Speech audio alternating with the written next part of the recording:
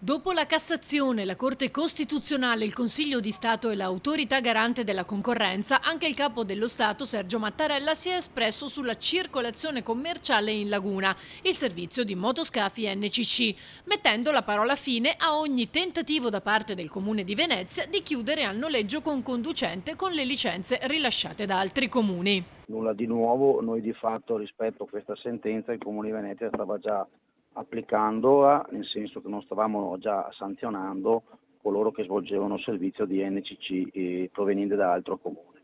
Oggi il tema vero è capire quanti altri comuni potranno aprire nuove graduatorie e nuove liste di taxi NCC, perché le sentenze si applicano, significa che se un soggetto da Caorle o porta a casa la licenza da Caorle o da Chioggia potrà imbarcare il turista e portarlo anche in centro storico di Venezia.